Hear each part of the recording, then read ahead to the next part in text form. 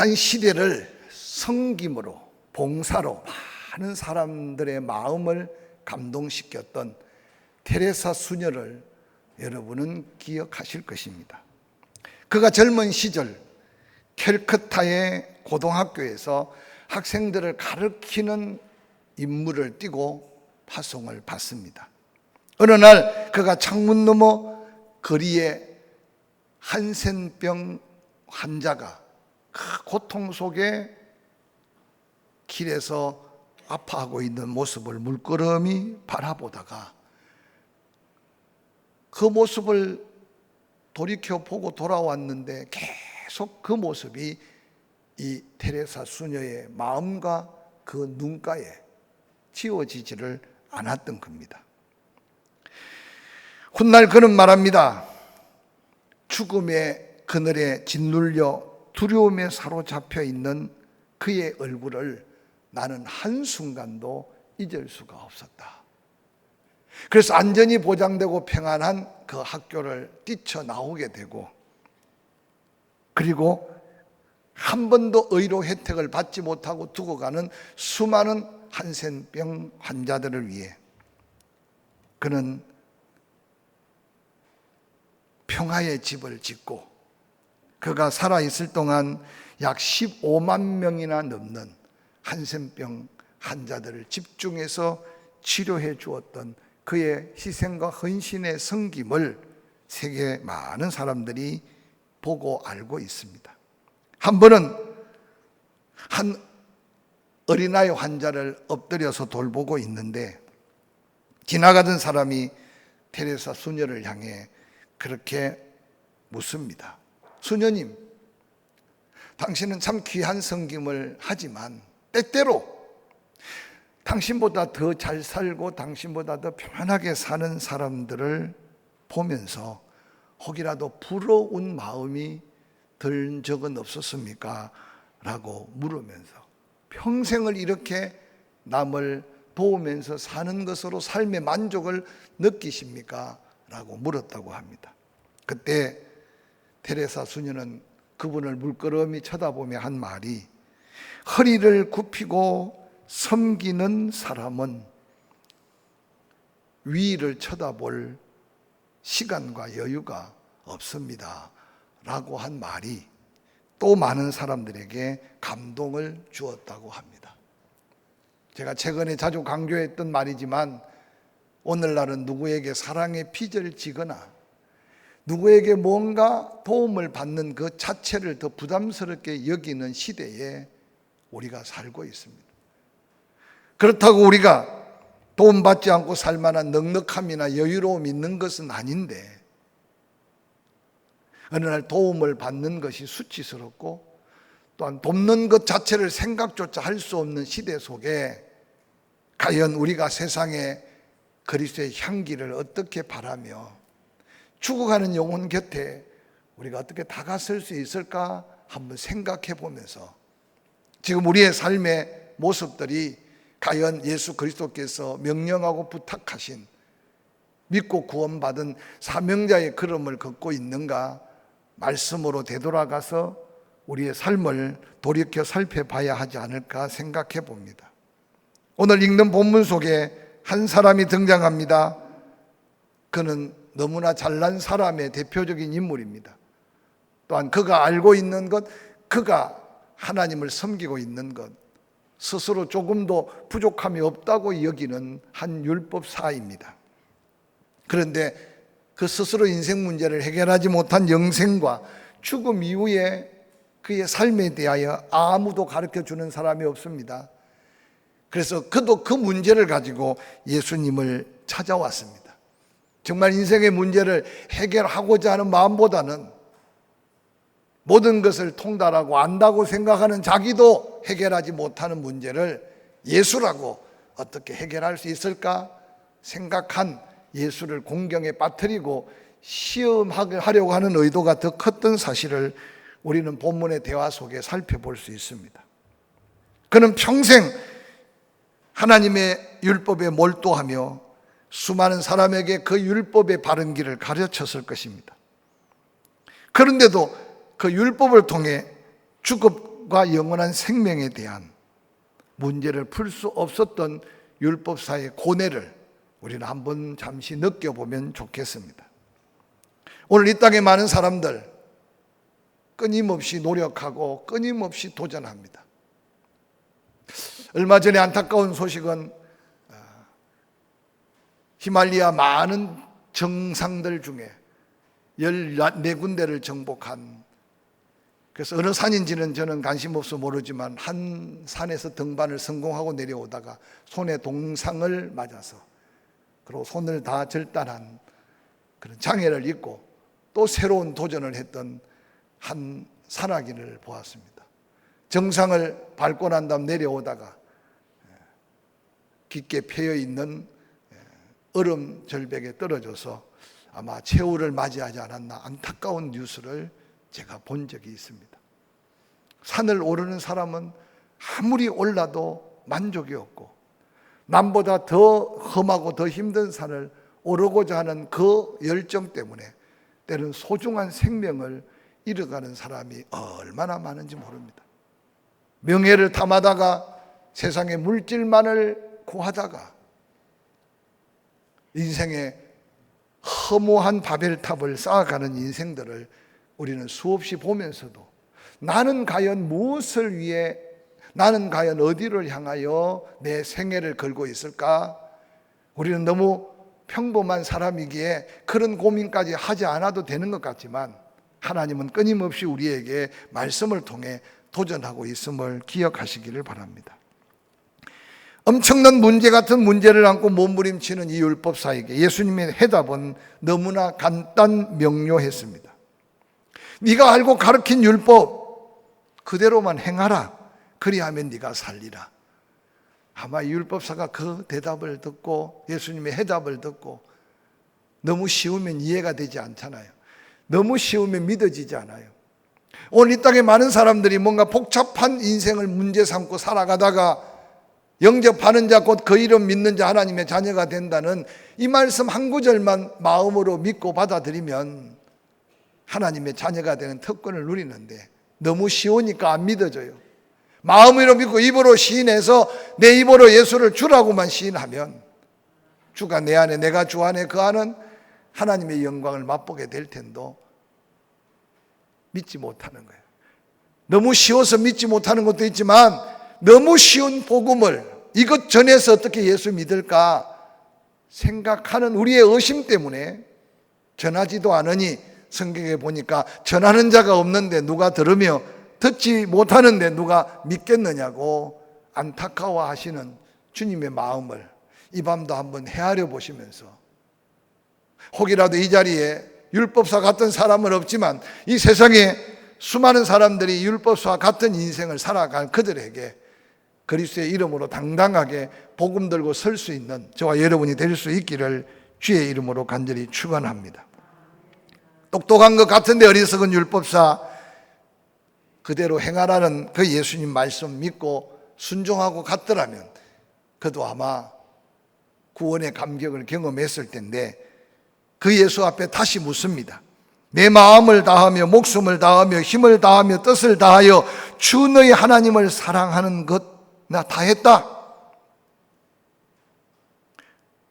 내 이웃을 내 자신같이 사랑하라 하셨는데 내가 하나님을 사랑하는 말씀대로 다 사랑한 것 같다.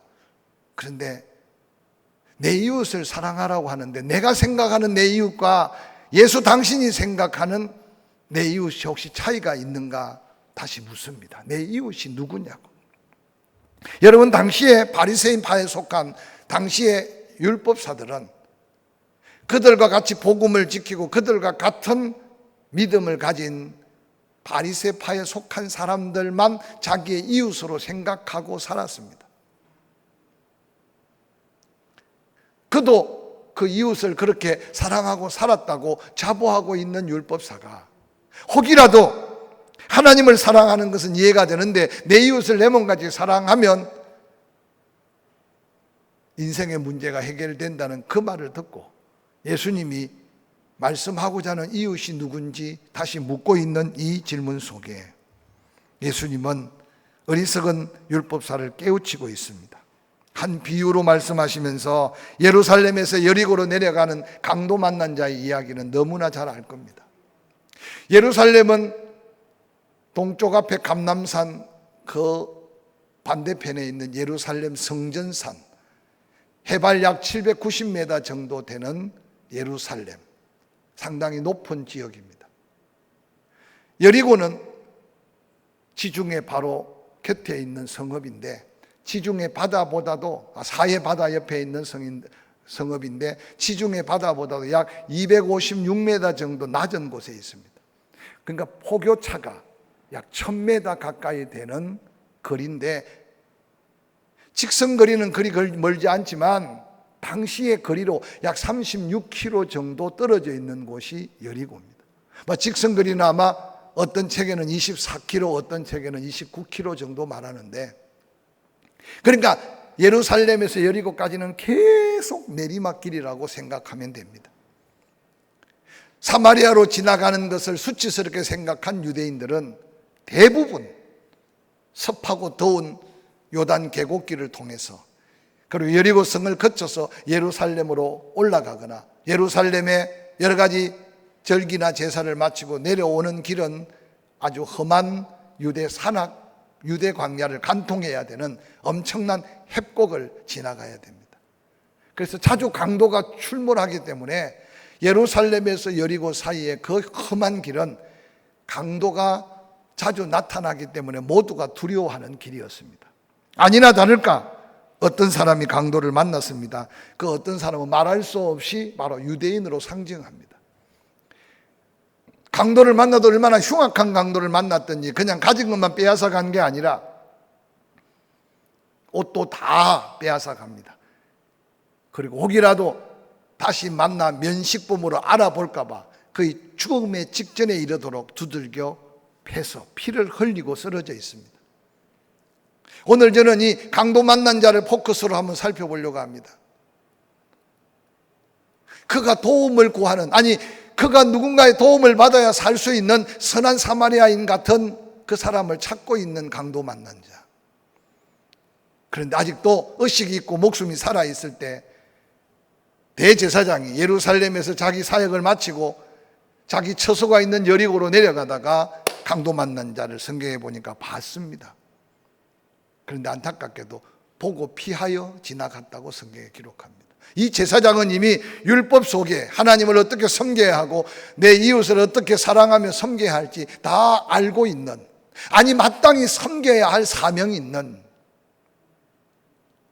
그러나 예루살렘 성전에는 거룩하게 포음나게 그 사랑을 선포하고 그 사랑을 증거했지만 자기가 사랑을 실천할 수 있는 그 자리에 행함이 없는 믿음, 피하여 지나가는 이 무리를 오늘 성경에서 예수님은 율법사에게 증거하고 있습니다. 지나간 옛날 이야기로 바라볼 말씀이 아니라 오늘 혹시라도 우리가 내가 강도 만난 자로 구원을 받았는데 우리 주변에 강도 만난 자를 마땅히 그리스도의 사랑을 알고 그 사랑에 빚진 자로서 행함으로 믿음을 실천해야 될 믿음의 사람들이 그냥 보고 피하여 지나가는 제사장의 무리 속에 저의 모습, 우리의 모습이 포커스에 잡히지 않을까 생각해 보시기 바랍니다. 강도 만난 자를 살리고자 하는 마음이 있었기에 레위인이 그 길로 지나갑니다. 그도 성전에서 자기 사명을 끝마치고 자기 처소가 있는 여리고로 내려가는 길이었던 것 같습니다. 이 레위인도 레위인 속에 서기관들, 율법사들이 다 함께 포함된 거룩한, 그래서 그들 스스로 장자적 영적 특권을 가진 자로 여기며 하나님 앞에 서서 하나님을 섬겼던, 또한 성도를 섬겼던 섬김에 귀한 일꾼들입니다. 그들 가슴 속에도 율법이 있었고 피 흘리고 죽어가는 이웃을 불쌍히 여겨야 될 거룩한 사명이 그들에게 있었습니다. 그런데 안타깝게도 알고 있고 마땅히 해야 될 것을 사명으로 알고 있는 그들이지만 피하여 지나갔다고 성경에는 기록하고 있습니다. 제가 너무 직설적이고 도전적으로 말씀을 전하는지 모르겠지만 오늘 한국 교회가, 교회 안의 성도들이 하나님의 은혜로 구원을 받은 후에 여러분 곁에 강도 만난 이웃을 때로 피하여 지나가거나 못 본 척하고 지나간 지난 날을 한번 돌아보시고, 오늘 예수님이 소개한 그 유대인을 돕지 않아도 양심의 가책 없는 한 사마리아인이 그를 돕고 있는 이 모습은 유대인들에게 부끄러움이요, 하나님의 은혜 입은 자의 처절한 세상 속에 부끄러운 그 모습을 드러낸 그 모습이 때로는 우리 교회들의 모습이고 우리 믿는 자들의 모습일 수 있음을 한번 바라보는 이 시간이 되기를 주의 이름으로 간절히 축원합니다. 우리가 알게 모르게 오른손이 하는 것을 왼손이 모르게 섬기고 때로는 알게 모르게 선교하고 구제하는 일에 마음을 다합니다. 박수를 보내고 축복을 구합니다. 그러나 때때로 전혀 양심의 가책을 받지 않는 말과 행동은 거룩하고 받은 은혜는 한량 없다고 고백하며 그 사명 또한 거룩함을 기억하면서 때로는 우리는 믿음의 은혜 따로 내 양심의 가책 따로 성령의 감동 따로 내 행함의 모습 따로의 모습이 제사장과 레위인들의 삶의 모습이 아닌가. 그래서 야고보서를 읽을 때마다 읽기 싫고 듣기 싫은 행함이 없는 믿음, 죽은 믿음, 행함으로 그 믿음을 알 수 있다고 말할 때 그 말씀은 내 말씀이 아닌 것 같은 비껴가고 싶어하는 우리의 마음 중심이 있다면 오늘 강도 만난 자가 선한 사마리아인을 기다려 만나 다시 새 힘을 얻고 사랑의 비밀을 함께 깨닫는 이 은혜가 이 코로나 위기 속에 우리가 다시 한번 갖추어야 할 그리스도의 사랑이 아닐까 생각해 봅니다. 오늘 선한 사마리아인, 그는 그를 보며 불쌍히 여겼다, 긍휼히 여겼다고 고백하고 있습니다. 사랑의 시작은 불쌍히 여기는 마음에서부터 출발합니다. 영혼 구원의 시작은 그 영혼이 불쌍히 보여지는 그 순간부터 시작된다는 사실을 기억하시기를 바랍니다. 그는 바쁜 여행 중에 있었습니다. 그가 강도 만난 자가 그를 멸시하고 천대하며 그를 인간 대접하지 않았던 유대인인 줄 알았을 것입니다. 그런데 피 흘려 죽어가는 그 모습 속에 불쌍히 여기는 마음은 가지고 있던 선입관, 가지고 있던 모든 삶의 환경들을 다 내려놓고 그 생명이 총각에 달려있는 그를, 그가 마실 포도주, 그가 그 자신을 위해 써야 될 기름을 발라가며 그 상처를 싸매어 줍니다. 그 무더운 유대 협곡 여리고에서 예루살렘으로 내려가는 그 길목에 강도 만난 자를 자기 나귀에 태웁니다. 그리고 상당한 거리를 걸어서 주막에 데려와 그를 밤새도록 간호해 줍니다. 아침에 날이 맑아 그가 자기 길을 갈 때 주막 주인을 부릅니다. 여전히 주막 주인도 유대 땅이니까 유대인이겠죠. 아무 조건 없이 그를 불쌍히 도와줘야 마땅하지만 이 사마리아인은 2데나리온, 장정 이틀의 품값을 그 주막 주인에게 주면서 이 환자를 좀 돌보아 주라고, 내가 다시 돌아올 때 더 치료비가 들어가면 내가 부담하겠다고, 그러면서 그 강도 만난 자를 살려놓고 떠나는 이름 없는 사마리아인의 그 모습을 예수님은 우리에게 보여주고 있습니다. 소문난 잔치에 사람도 많고 먹을 것도 많아서 오늘날 많은 사람들이 얼굴을 내밀고 박수갈채가 있고 인기가 있는 곳에는 돈도 아낌없이 내고 시간도 아낌없이 냅니다. 그러나 피하여 지나가고 또 피하여 지나갔던 그 걸음이 아니라 자기 갈 길 바쁘지만 죽어가는 영혼을 불쌍히 여겼던 아주 신락 같은 작은 사랑, 아니 기대할 수도 없는 사마리아인의 심령 속에 있는 그 사랑이 바로 그 영혼을 살리는데, 그게 바로 하나님의 놀라운 영생을 얻는 길임을 이 말씀을 통해 우리에게 깨우쳐 주고 있습니다. 힘들고 지쳐가는 더운 여름이지만 조금만 여유를 갖고 나와 함께하는 업종, 나와 관계하는 사람들 조금만 가까이 살펴가면 작은 아이스크림 하나로 그 마음을 때로는 녹일 수 있고, 먼저 손 내민 차 한 잔이 그 마음을 때로는 위로할 수 있고, 때로는 만날 수 없는 거리에 있지만 딱한 소식이 들려질 때 따뜻한 메시지 하나가 때로는 그 마음을 싸맬 수 있는 사랑의 비밀을 다시 한번 우리 마음에 채우면서 한 주간을 시작할 수 있기를 주의 이름으로 간절히 축원합니다. 저는 이 말씀을 준비하면서 아마 이 본문으로 설교를 수없이 했지만 내가 가진 특권, 내가 알고 있는 지식, 내가 입으로 늘 선포하는 그 말을 많이 했는데 내가 혹시 제사장의 무리 속에 속해 있는 한 사람이 아닌가 다시 돌아봅니다.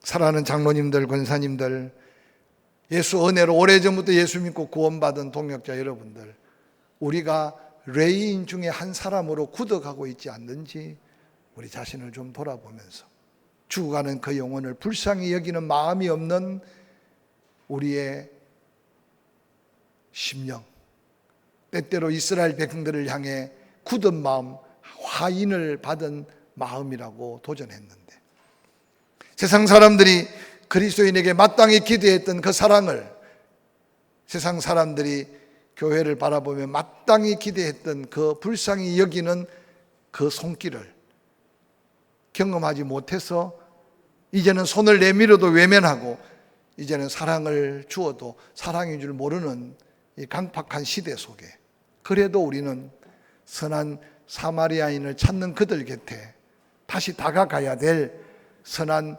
사마리아인 중 하나라는 사실을 다시 깨닫고, 조금의 수고, 조금의 희생, 조금의 물질적인 섬김이 한 영혼을 살리고 하나님에게 영광을 드러내는 기쁨의 삶이 될 수 있음을 기억하고, 짜증나고 힘들고 때로는 삶에 지쳐 있지만 손 내밀어야 될 때, 마음을 조금 열어야 될 때, 불쌍히 여기는 그를 향해 외마디 기도해야 될 때 다시 한번 수고를 아끼지 아니하므로, 오늘 이 이야기를 맞춰가면서 율법사에게 네 생각에는 이 세 사람 중에 누가 이웃이냐?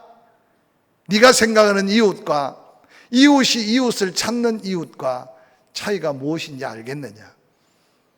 이 율법사 아마 그 이야기를 들어가며 부끄럽고 예수님 앞에 무릎을 머리들 수 없는 그 마음으로 사마리아인입니다 라고 말할 수 없는 율법사의 부끄러운 그 모습을 성경은 담고 있습니다. 손가락질 할 때, 짐승처럼 취급할 때, 사람 취급 안 할 때 그들 입에 얼마나 사마리아인의 이름을 자주 들먹였는지 모릅니다.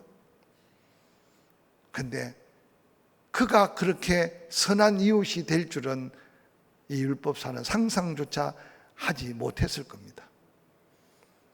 그 율법사의 입에서 나온 말이 자비를 베푼 자가 이웃이네요. 많이 알고 있는 자가 이웃이 아니고, 많이 소리 지르는 자가 이웃이 아니고, 많이 폼 잡는 사람이 이웃이 아니라, 우리가 그렇게 짐승 취급하고 무시했지만 자비를 베푸는 그 긍휼의 사랑을 가진 자가 바로 이웃이네요 라고 외칩니다. 예수님의 대답 또한 너무나 간단했습니다. 지금까지 너가 그렇게 살지 않았지만 이제 너도 그와 같이 살아라. 그때 네 인생의 문제가 해결될 것이다. 사랑의 새로운 도전을 이 율법사에게 말씀하셨습니다.